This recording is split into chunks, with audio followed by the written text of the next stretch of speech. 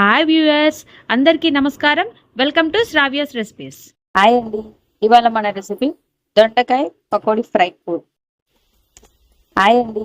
ఇవాళ మన రెసిపీ దొండకాయ పకోడీ ఫ్రై ఫుడ్. ఇప్పుడు ఇలా ఒక బౌల్ తీసుకొని మనం తీసుకున్న కార్న్ఫ్లోర్ వేసుకోండి.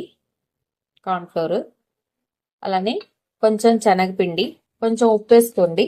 ఉప్పు అట్లానే కొంచెం కారం వేసుకొని కలుపుకుందాం. ఒకసారి మొత్తము విడిగా కలవాలి కాబట్టి మొత్తం ఇట్లా వేసుకోండి, కలుపుకోండి. నేను ఇంకొంచెం కారం వేస్తున్నానండి. ఇప్పుడు వాటర్తో కలుపుకోండి. కొంచెం కొంచెం వాటర్ పోసుకుంటూ మంచిగా కలుపుకోండి. ఉండలు కట్టకుండా మంచిగా కలుపుకోండి. ఇలా కలుపుకున్నాం కదండి. ఈ దొండకాయ ముక్కలు వేసేసుకోండి. ఇంట్లో వేసుకొని ఒకసారి మంచిగా కలిపండి. ఆ ఫ్లేవర్ అనేది దీనికి పడితే చాలండి. చూసారు కదా, ఇట్లా కలుపుకోండి. మీకు కొంచెం చిక్కదనం కావాలనిపిస్తే కొంచెం చిక్కదనం చేసుకోవచ్చు. కాకపోతే ఇంత ఫ్రీగా ఒక దొండకాయకి చూసారు కదా ఎట్లా పట్టిందో అట్లా పట్టాలి. ఇప్పుడు ఇలా కలుపుకొని పక్కన ఉంచుకుందాం. మనం అలా కలుపుకున్నాం కండి. డీప్ ఫ్రైకి బాండి పెట్టుకొని ఆయిల్ పోసుకొని వేడించుకోవాలి. ఆయిల్ వేడెక్కాక మనం కలుపుకున్న దొండకాయ ముక్కలు వేసుకుందామండి. ఇదిగోండి చూడండి, మంచిగా దొండకాయ ముక్కలన్నీ పట్టేసినాయి. ఇట్లా వేసుకోవాలి. చూసారు కదా, ఇదిగోండి దొండకాయ ఇంకా కొంచెం వేగనిచ్చుకుందాం.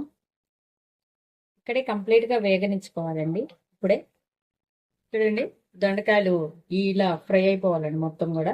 ఇప్పుడు మనము తీసేసుకుందాం దొండకాయలు. బాండి తీసుకొని ఆయిల్ పోసుకోండి. కర్రీకి సరిపడా ఆయిల్ పోసుకోండి. తాలింపు గింజలు, పచ్చిపప్పు, కొంచెం కరివేపాకు గోల్చెడ్ వచ్చేదాకా వేగనివ్వండి. ఇప్పుడు శనక్కాయ గుళ్ళు పోసుకోండి. ఇదిగోండి ఇట్లా 2 చిన్న ఉల్లిపాయలు దంచేసుకోవాలి. ఉల్లిపాయలు వేసుకోండి.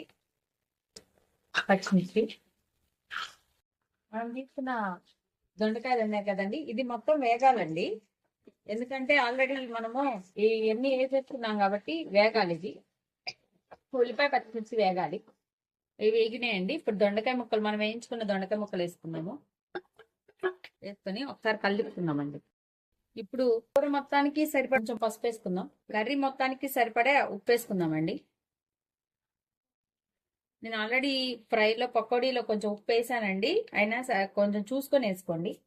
అట్లానే కొంచెం కారం కూడా వేసి కొంతసేపు మూత పెట్టి మగ్గబెడదామండి. ఇలా ఫ్రీగా ఉండేటట్టు ఒక కంటైనర్ తీసుకోండి, దాంట్లో వేసుకోండి. కాసేపు మగ్గబెట్టి పక్కన పెడదామండి. మూత పెట్టి కాసేపు కొత్తిమీర వేసుకోండి.